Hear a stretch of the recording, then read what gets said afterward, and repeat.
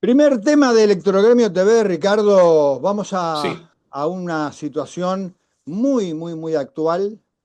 Hace una semana y monedas tuvimos un incendio muy importante ahí en Puerto Madero, de origen eléctrico.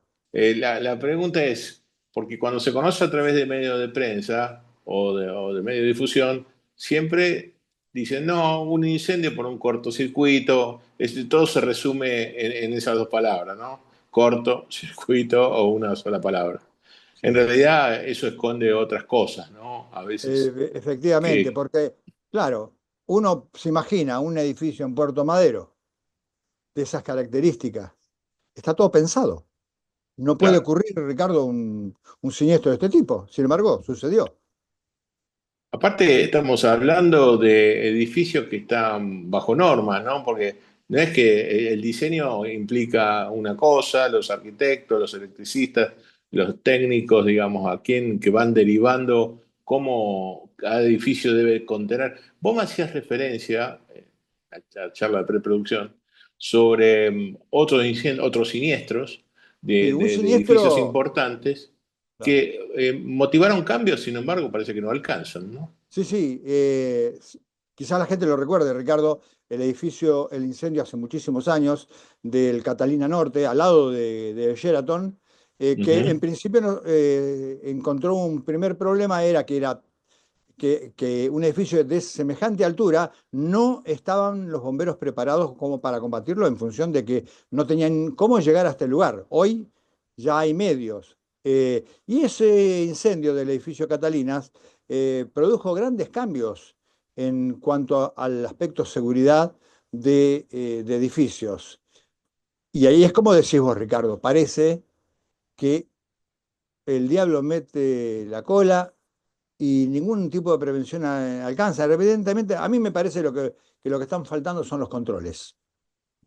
Claro, controles que tiene que ver con las especificaciones, porque si después se dicen que es de origen eléctrico, bueno, alguna falla tiene que haber, no es porque alguien enchufó algo, una plancha y la dejó, puede pasar, sí, pero cuando es más profundo el tema y no se puede controlar, uno piensa que falta el control de los estamentos que deben, bueno, velar por aquellos que cuando se hace una instalación nueva o una preexistente que ya tiene una cantidad de años, ¿no?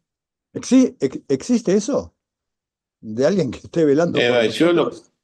¿sabés qué pasa? Ya ves que yo siempre, las cosas cuando suceden se aplican todas las Sí. directivas. Cuando sucede lo que fue el incendio de la disquería, de Claro, Cromañón. ponele la de Ahí empezaron a Cromañón. haber Sí. normativas y todo lo demás, pero parece que después las normativas se duermen en algún lugar, nadie le Claro, da... entonces todos lo achacan digamos, a la desgracia. Y a veces No hay no es desgracia, así, ¿no? no hay desgracia.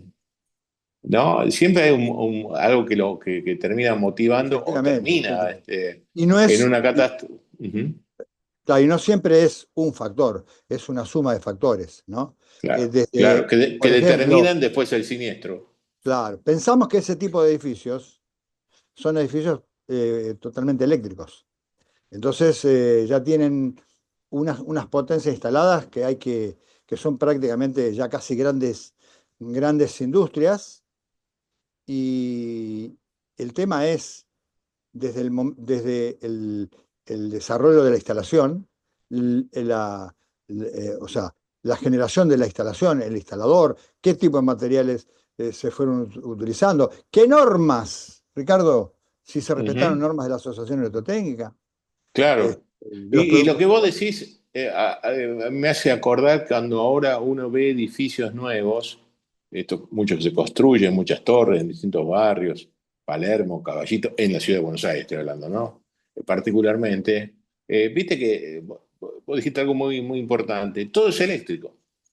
Digamos, las Exactamente, cocinas son eléctricas, ya hay ausencia de gasto. Es decir, entonces debe haber una revisión un exactamente. poco más Bueno, profunda en ese tema, ¿no?